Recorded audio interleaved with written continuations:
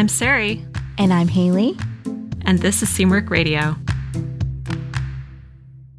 Welcome back to Seamwork Radio, where we share practical ideas for building a creative process so you can sew with intention and joy. And today we're talking about whether we, as sewists, ever really feel satisfied with what we make. And we're going to cover why it's so hard to find satisfaction in the things you create, our own attitudes towards what makes a project a success, and a process you can use to shift your perspective and find more sewing wins. All right, let's start with our icebreaker, Haley. What is the most satisfying thing that you've made recently?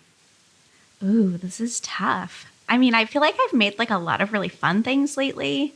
Just things that are fun to sew. Mm-hmm. I don't know if they're like, in my mind, like the fun and the satisfying are maybe like slightly different. But I think the last thing I made that I was like really oddly satisfied by was I made a apron, our Alex apron. Mm-hmm. And it's just like out of quilting cotton, and I hacked it so that it was reversible. And it was just like one of those things that was like so satisfying. Maybe it's because I was pressing so much. You love pressing. You guys know how much I love pressing. So I was just like at the iron, just like doing my thing. I was so satisfied by it. I made it before Thanksgiving. So, you know, instead of making like a fancy Thanksgiving outfit, I'm like, I'm gonna make an apron because realistically, Yeah, it's practical. that's what I'm gonna be in all day. Yeah. That might be a disappointing answer, but that's my answer. That's not disappointing at all. I admire your love for pressing. I got 2 steam burns yesterday from my iron, so I'm kind of anti-pressing at this moment in time.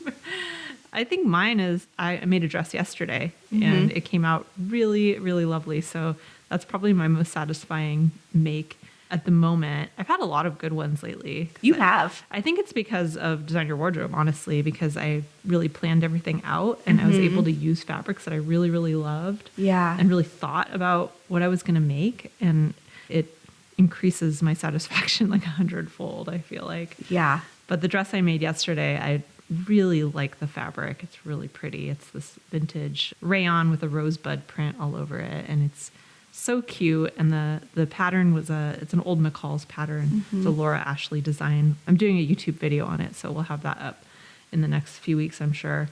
But it's so cute, and it's easy to wear, and it fits really nice, but it's not too tight either. I know I'm going to wear it a lot throughout the spring and summer.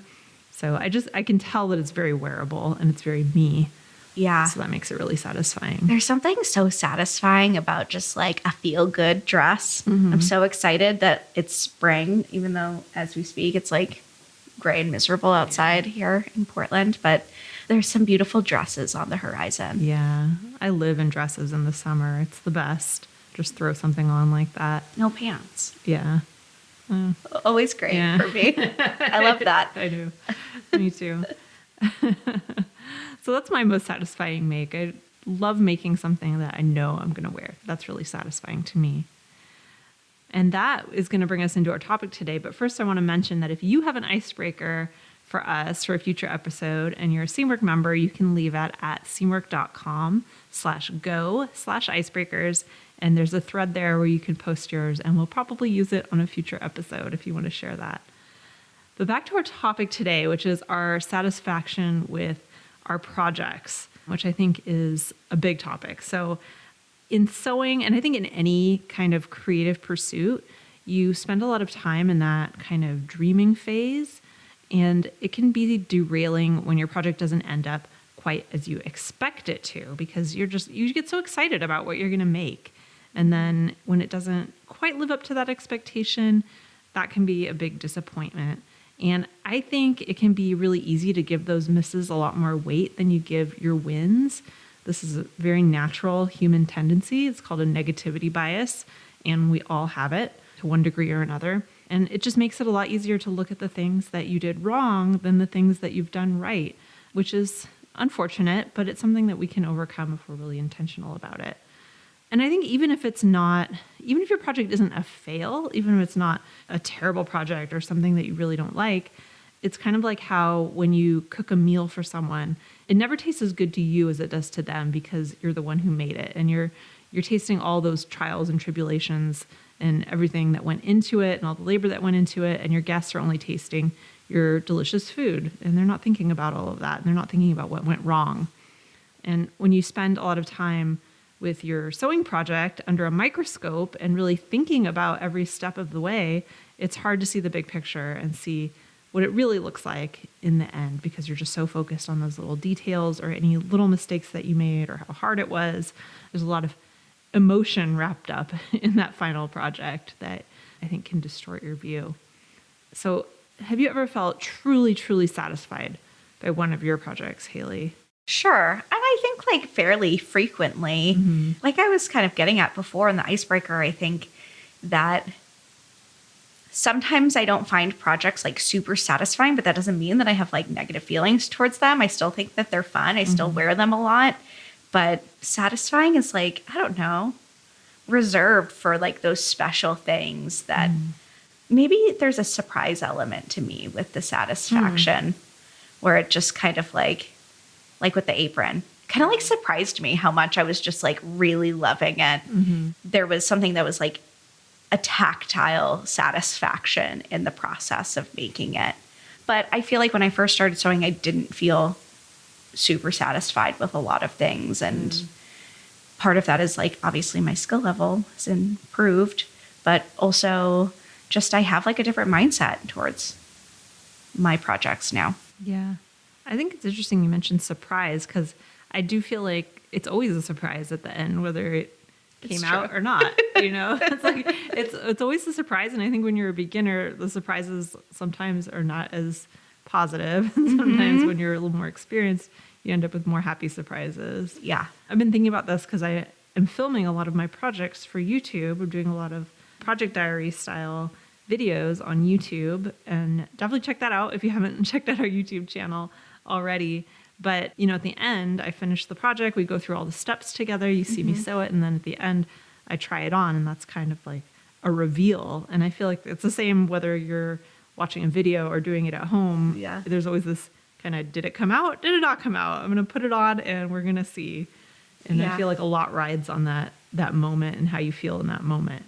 Yeah, I think I love the project diary format because I think it gives people that peek behind the scenes that even someone like you who's been sewing for a long time is a really fantastic sewer. Like there's like a lot of surprise elements going into it. And there's misses. It's not just like what you see on an Instagram grid. Yeah. Because there's so many variables. There's a lot of things you can control, and there's a lot of things you can't control. Yeah. Or you can't fully control or predict. Yeah. How often do you feel like you are really satisfied with your projects? Most of the time, I'm pretty satisfied with them. Yeah. Especially if I've planned them out, like I mentioned. But of course, you always have those occasional things that you just don't, either they're total fails or they just don't match up to what you envisioned originally. Like something about it is off. I'd say these days, about 80% of the time, I feel pretty satisfied with what I make. Yeah, I would probably agree with that. Like, I think it's like maybe 1 in every 5 things or so that like I'm just like generally bummed by. Even if I'm not like ultra satisfied, there was something like redeeming about it that lent satisfaction to it. Like it was fun. I learned something. It was just like an interesting experiment. And I think like getting your satisfaction from those things and focusing on those elements like make most things more enjoyable. Totally agree. What do you think is the common denominator when a project does not meet your expectations? For me, I would say, I don't know if there's one common denominator, but I can name a couple things that I think are common patterns, which are often it's the fit. So if I didn't make a muslin, I didn't check the fit. I don't make a muslin for everything, but I do try to make a muslin when it's something that I'm going to have to do more fitting on, or that's not, too super loose or something like that. So if the fit is off and I can't salvage it, usually I think, unless it's something very complicated, like a pair of jeans or something like that, oftentimes I can salvage the fit. But if it's something like that, I think that's when I get really disappointed because you just put so much time into it. And if you feel like you really can't make anything out of it. That's one thing. I think the other common pattern that I see is with fabric. So if the fabric is all wrong for it, or the fabric does something unexpected, which happens also, like maybe the fabric stretches over time, or there's a lot of different variables with fabric too. So if there's something wrong with the fabric and it just doesn't go with the pattern, or it just doesn't work with the style, or something like that, I think that's often one of the things that leads to dissatisfaction. Yeah. What about you? I 100% agree. I think that those two things can be the biggest wild cards in sewing, especially when fit and fabric combine forces to make something like totally unexpected. I have a good example of this recently. Just last Friday, we had a photo shoot, and one of the fabrics I selected, we were shooting a jumpsuit, and one of the fabrics was this like really lovely, drapey, like viscose linen noir fabric. And we had a fitting. Everything looked great. We made some minor tweaks. We have it sewn in this fabric. And over the course of the day, the fabric just fell and fell and fell. Yeah. And the cropped length of the jumpsuit, all of a sudden by the end of the day, was like floor length. And that's one of those things where the fabric and kind of like worked against us and ended up causing a fit issue, even though we did everything you're supposed to do. Everything was looking great when she first tried it on. I think that those fabric can be such a surprise in so many ways. Yeah. And there's a lot you can do to mitigate that, to learn about fabric so you can predict these things. But sometimes it's just, you just don't know how this one particular fabric is going to behave. Totally. And like, I could have predicted that it might relax over the day. I didn't think it would relax by like 3.5 inches. Yeah. It's the same with knitting. I think one advantage in sewing is that, it does take a long time to sew, for example, a dress or a coat or something, but not nearly as much time as it takes to knit a sweater. Oh my gosh, And the same thing happens in knitting, where it really depends on the fiber content, like alpaca or something like that tends to grow a lot. It depends on the stitch pattern you use. It depends on and then of course the fit of the pattern itself. Yeah. So you have those same variables, but you don't even see it until, 3 months later, in my case, usually, at least.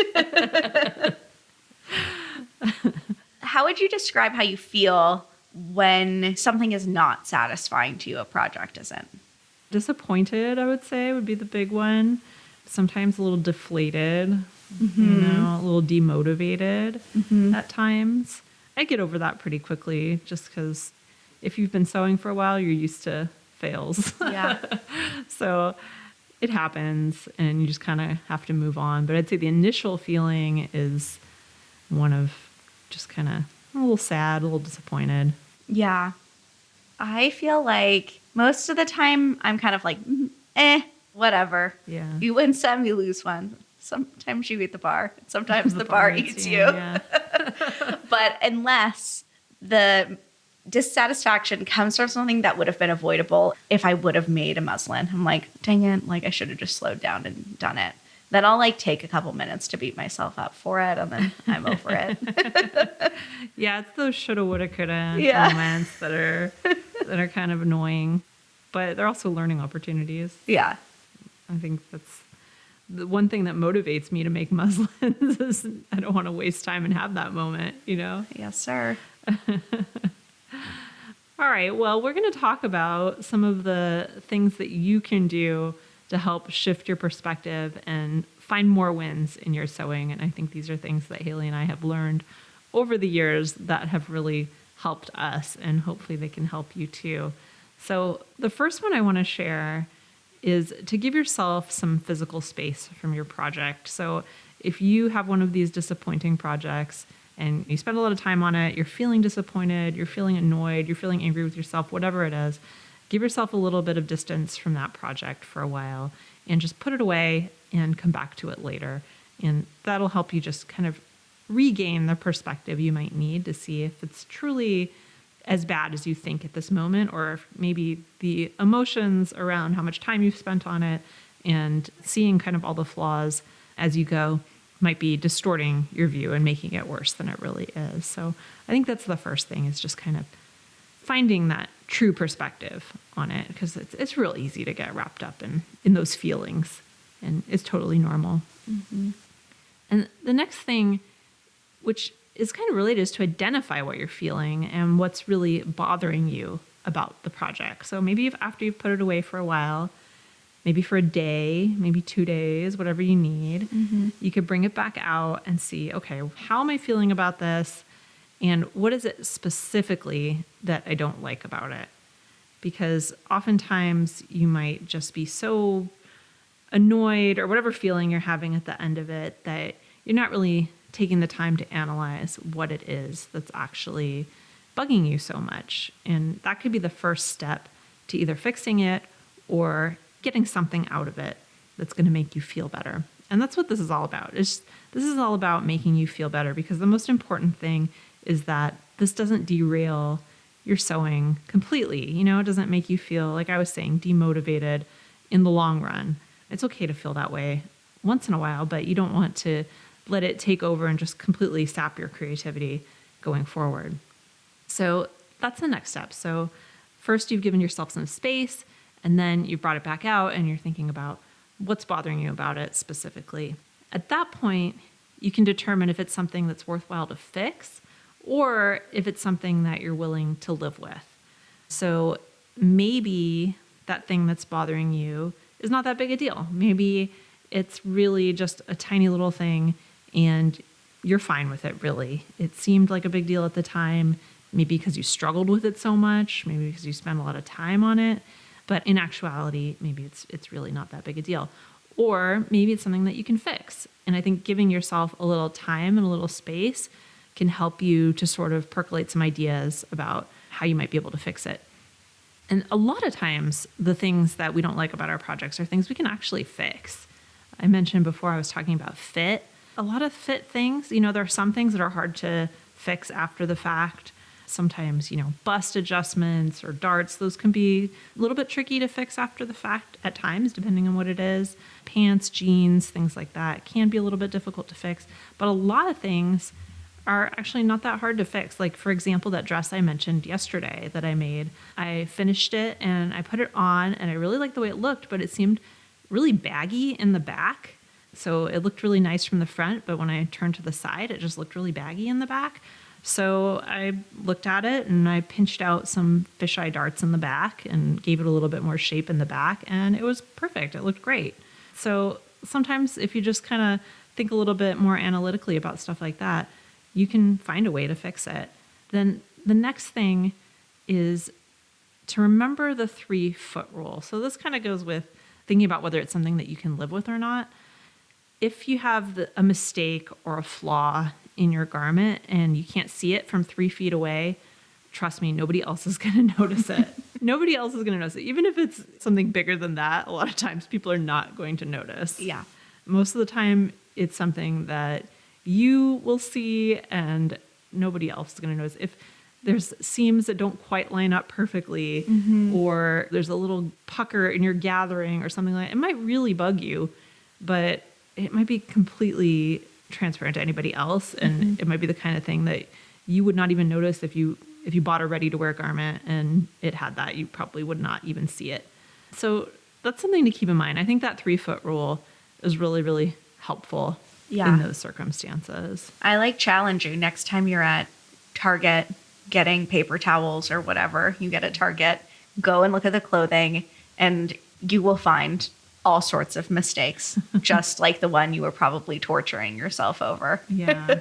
And maybe you aspire to have clothing that's better made than what you would find, of course, at Target. But nevertheless, you'd probably be satisfied with a t-shirt from Target too. You probably wouldn't, So just try and keep that in mind, and maybe don't hold yourself to too high a standard that it feels demotivating to you, and maybe use it more as a learning opportunity. And then finally, journal or catalog what you learned. So there's pretty much always something to learn from every sewing project, I think, whether it's a success or a failure. There's probably many, many lessons you could take away from any of them. And that's why I like to keep a sewing journal myself. So if it is something that is bothering you, or if you do have some kind of a sewing fail, just jot down a revelation or a sewing tip that you found, or something that's going to make you turn this into a learning experience rather than just something that you find kind of frustrating or demotivating. And that's the best way to put what you learned into action later, is to actually write it down. When you write it down, it cements it in your mind and it'll help you to remember it for the next time. So I really like this. And when I say write it down, it could be in a notebook, it could be in a journal. You could also, if you're a Steamwork member, you could post your project on the community and share your learnings with other people. That's one thing that I like to do. It's really, really helpful, and it'll help other people as well. And you'll have a nice little catalog of all your projects with photos there and what you learned. And you'll really get to see your skills build over time, which is, I think, is really, really nice. All right. I have a few more tips to add to those awesome ones. I think another way that you can take that idea of journaling or cataloging your projects a step further is to look at your upcoming project queue and just see if there's anything that you can apply those lessons to in the near future. Maybe you're making something out of a similar fabric. Maybe you weren't planning on making a muslin, but now you're having second thoughts about that. Go ahead and add those to your project plans for any upcoming projects so you can maybe save yourself a little dissatisfaction in the future. If you're still feeling unsure about the garment and you're like, not really sure if you're willing to call it a success or not, I have a couple ideas for dealing with that. Something that I like to do is I like to play a little dress up with my new garment, take it into my room, and start trying it on with different things in my closet, styling it different ways. Maybe you were like kind of bummed about the way the sleeve cap was looking. How do you feel about it when you put a jacket or a cardigan over it? What if you wear a necklace with it and distract? I don't know. Maybe you won't know until you play with it a little bit and see how it feels in real life. I think that seeing it in the context of an outfit, how you would wear it every day, helps you to get out of your head and zoom out a little bit. Yeah, I like that tip a lot. I think sometimes seeing something in isolation versus seeing it with other garments that you might wear with it really changes your perspective on it. Whether you're covering something up, like you mentioned, with a sleeve cap or something, maybe it's the color seems like really not great to you, but then when you pair it with something else, that happened with those Joss pants that I made and I posted about on YouTube.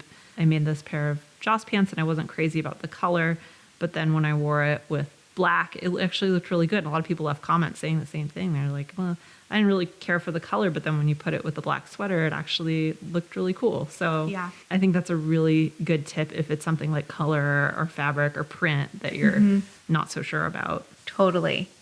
I think another way that you can help to yourself to zoom out a bit is to go take it for a test drive, go wear it to like a low stakes kind of thing. You gotta go to the gas station, return your library books, go to the grocery store. I do this all the time with things I'm unsure of, or even just things in my closet that I'm like, I never wear this. I'm going to give myself a trial run out in public in it. And if I'm feeling weird or self-conscious, then it's going in the donate bag.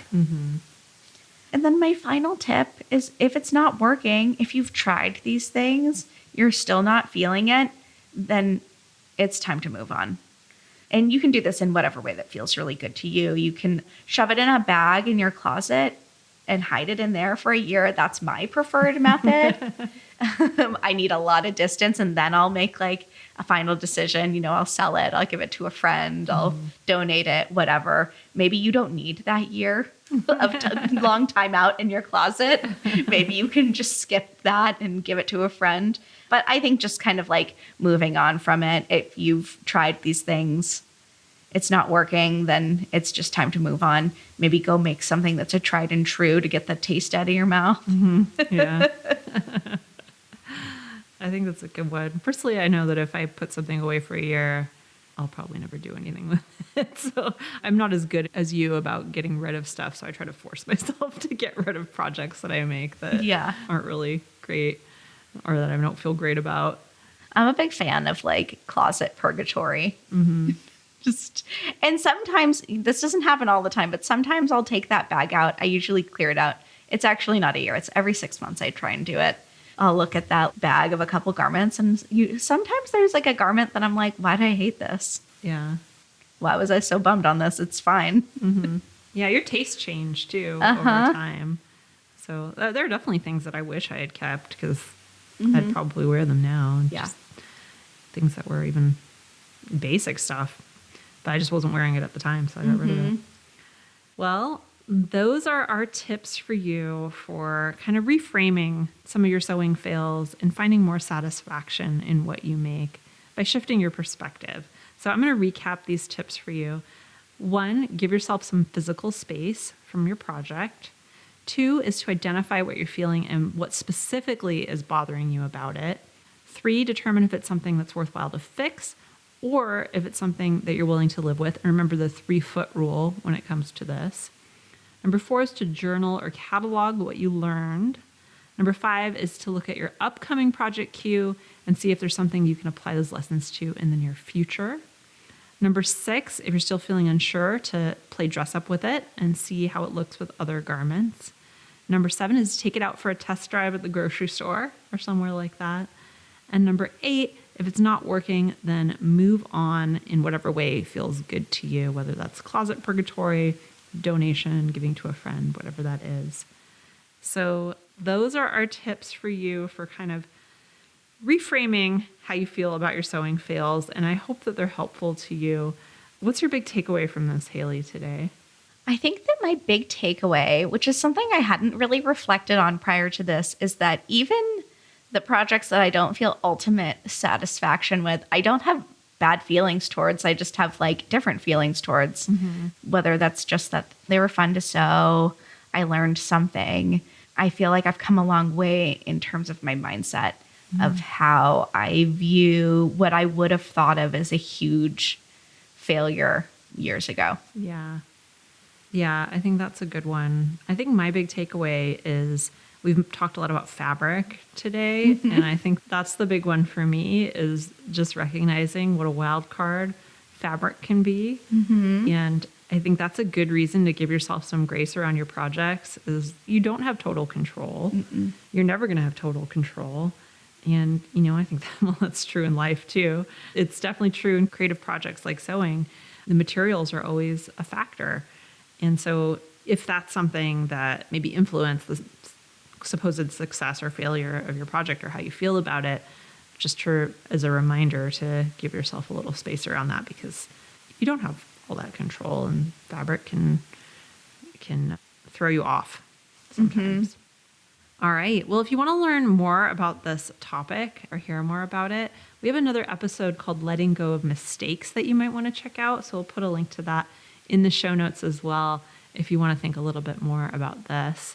And I also want to mention our free sewing planner. I mentioned Design Your Wardrobe earlier at the top of the show and how helpful it is for me to make sure that I'm sewing things that I love and that I want to wear and with fabrics that I love and will go together.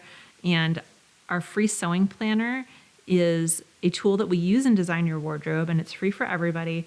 It's a printable planner that helps you design and plan your sewing projects. It includes pages for sketching looks, for planning out your individual projects with sketches and swatches, and you can print as many pages as you need. And it's available totally for free at seamwork.com/go/free-planner, and we'll put a link to the show notes in the show notes for that as well. And if you like this episode, we would love it if you would leave us a review. We have a review today we wanted to read from Amanda Freyer, and she said, 2 thimbles up. This podcast is bursting with great ideas and fun stories. I went back and listened to them all. I'm an advanced beginner and learned so much listening to Sarai and Haley. I'm also enjoying the Design Your Wardrobe series. Thanks so much for all the things. Oh, thank you, Amanda. That's really sweet. What a great review. Yeah, you're welcome for all the things. Yeah, you're welcome for all the things. We love making them for you. It's just so much fun. Making this podcast is so much fun. Making the YouTube videos is so much fun. Everything that we create for you, we have a blast doing it. And I just feel so lucky to be able to make this stuff for you guys and have you enjoy it and let us know that you enjoy it. So it's really wonderful. So if you have a review for us, we would really appreciate a 5-star review on Apple Podcasts or Spotify or wherever you listen to podcasts. It really helps other people to find the show. So share the love and leave us a review if you can. You can also follow us on YouTube at Seamwork Video. Haley and I make a lot of videos over there as well. And if you want to see any of my project diaries that I've been working on, all the things that I've been sewing for the spring, you can check us out over on YouTube at Seamwork Video. And you can also follow us on Instagram at Seamwork.